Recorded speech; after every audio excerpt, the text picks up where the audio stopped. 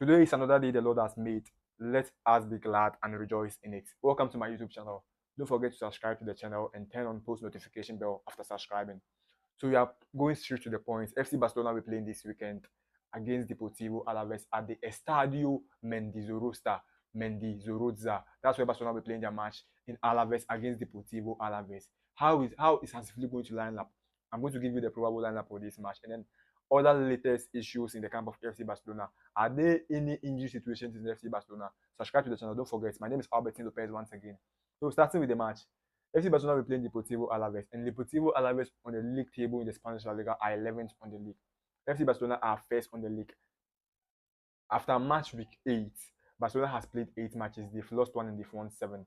It's not actually a difficult match on paper for FC Barcelona because the last time Deportivo Alaves won a match against Barcelona was in 2016, and that time Lionel Messi and other players were there. And Luis Enrique decided to do a massive rotation, and then it didn't go well. Jeremy Matthews, they were the people at that Turam, they were the people who played for FC Barcelona in that particular match. And Barcelona lost 1-0 to Deportivo Alaves. But today, tomorrow at the Estadio Mendizorroza, I don't expect Deportivo Alaves to win against FC Barcelona.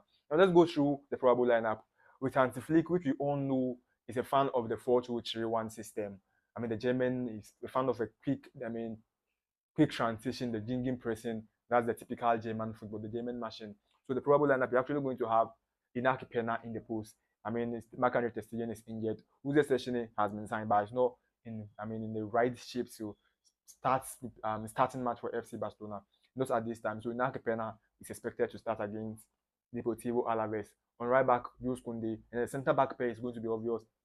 It's obviously Pau Cubarsí and then Inigo Martinez, one of the most informed players in the Spanish La Liga and in the FC Barcelona setup. Very, very fantastic defender by all standards. And then on left back, it's actually going to be Alejandro Balde. Yes, Alejandro Balde. He was rotated in the match against Osasuna, which was unfortunate, and Barcelona lost that match.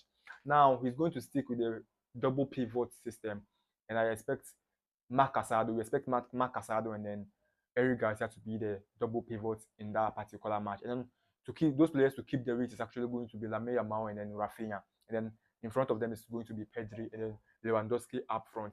Hansi Flick has been known for this particular system from his days at Bayern to the German national team and to FC Barcelona. And then in the FC Barcelona, he's too pragmatic. I'm so a fan of the 4-3-3, the 4-2-3-1 creates enough players or brings enough players in the midfield and then total dominance and in order to be able to press for the whole 90 minutes.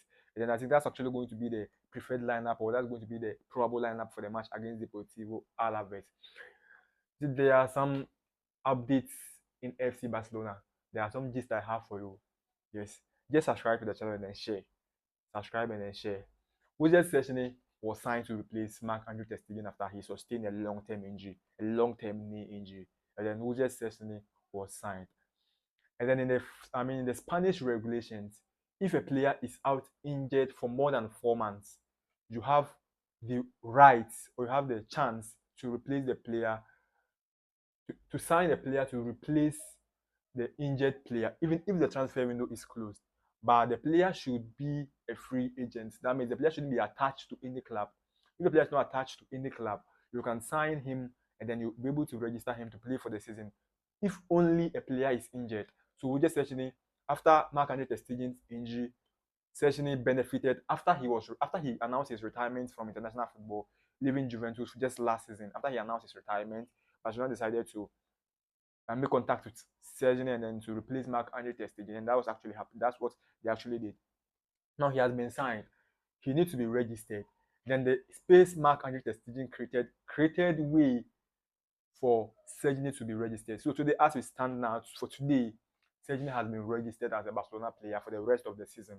Yes, for the rest of the season. And he could make the match day squad for the match against Deportivo Alaves. So today, Saturday, as I'm talking right now, Szczesny is the latest player to be registered in the Spanish La Liga registration chart.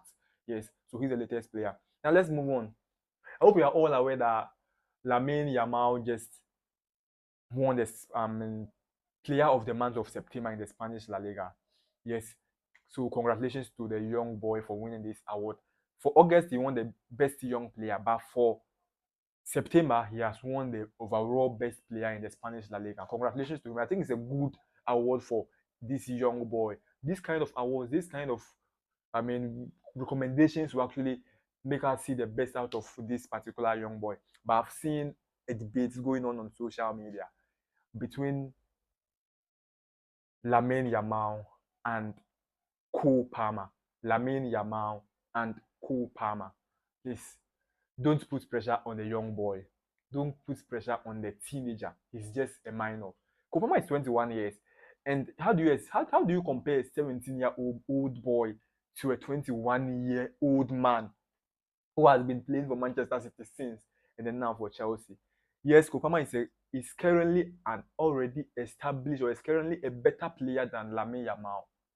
But me as a sporting director for 1 minute, I was saying LAMINE YAMAL. And do you know the reason why? I'm not doing comparison. I'm not saying LAMINE YAMAL is a better player than Cole Palmer. Yes, Cole Palmer is a better player than LAMINE YAMAL. But for now, that's what I'm thinking. For now, but if I am a sporting director and you give me money to sign a player between these two players, I'm actually going to sign LAMINE YAMAL. And these are my reasons. LAMINE YAMAL is young and can play for a longer period of time.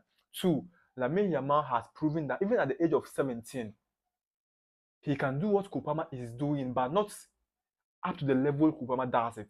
And gradually, at the age of 21, before LAMINE YAMAL reached the age of 21, hopefully LAMINE YAMAL gets to the age of 21, could do more better than what Cole Palmer is even doing at the age of 21. Because LAMINE YAMAL last season was criticized for not adding numbers to his game, and which was obvious because he would like to play more with the ball, more like creating chances for the attackers to score, but not scoring for himself to create down numbers for himself. But this season, you could see in the European Championship with Spain, he actually improved.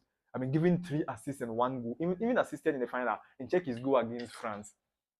You could clearly see he's actually improving. And then, on the contrary, with last season's performance, this season he has actually improved. And this season he's playing very, very well. And he's adding numbers. He has 8 goal contribution in the Spanish La Liga this season.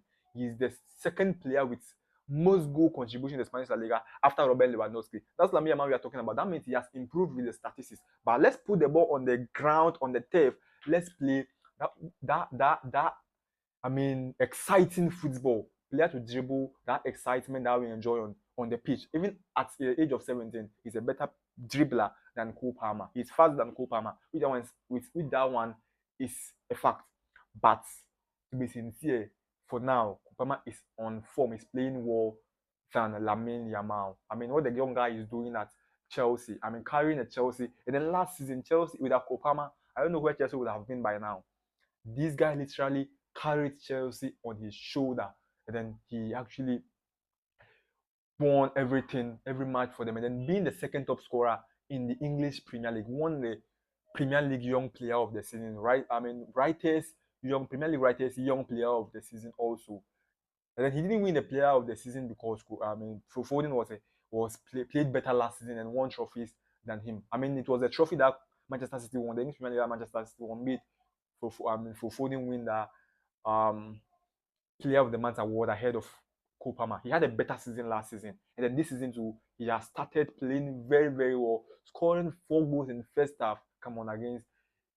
He's actually playing very against Brighton and Hove Albion. You will clearly see how this guy is helping Chelsea and how this guy is carrying Chelsea on his shoulders. But on LAMINE YAMAL on EDD, for me, yes, due to my explained reasons earlier, yes, but LAMINE YAMAL is not a better player currently than Cole Palmer as we speak now. So that's all about that. But don't put huge pressure on LAMINE YAMAL because he's just 17 years. He's a minor. Cole Palmer is 21 years old. He has played for Manchester City, now at Chelsea. You understand? So don't compare. This guy is just coming through the ranks. This last season was his first professional season or his first season in the professional level. He had his minutes under Xavi in the Xavi's league winning year, but he made only 1 appearance. Even he came from the bench.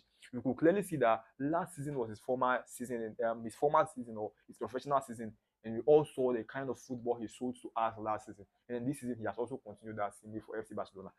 It got to a point with LAMINE YAMAL. Barcelona were not functioning.